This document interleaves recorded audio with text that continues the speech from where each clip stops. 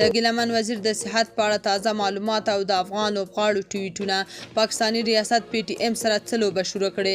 جزئیات همدلته وګورئ. چینل هم سبسکرایب کړئ.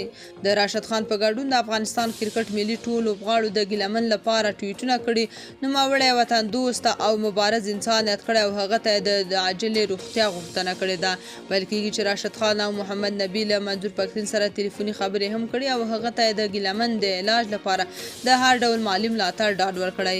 سهیل نور لیکلي ملګرو د ګیلمن وزیر صحت هم هغه د پخوا په شان دی، لا هم د بېهوشۍ په حالت کې دی. مصنوعي اکسیجن ورته لګېدلی، د وینې فشار یې تقریبا ښه دی، بس یوازې چې د دې جوګه شي چې خپل اکسیجن ځان ته پوره کړي.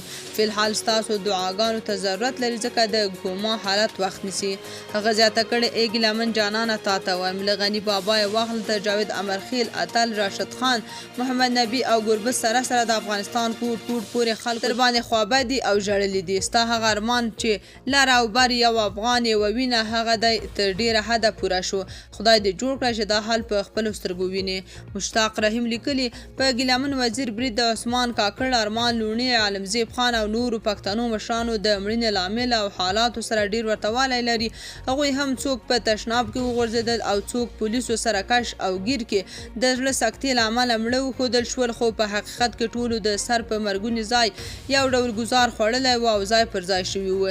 ګیلمن د خدای را روغ کړي، دا غږ د خدای نه چوپ کوي، خو د قضیې دغه اړخ ته پوره پام پکار دی. ما په ټویټر ټویټ وکړ او همدا خبره مې ولیکله. لا څو دقیقې تېرې نه وې چې د منظور پښتين ویډیو مخته راغله، هغه هم همدا خبره کړې چې د نورو پښتنو مشرانو ته ورته برید شوی. تاسو په دې اړه څه نظر لرئ؟ کومنټ کې شریک او چینل هم سبسکرایب کړئ.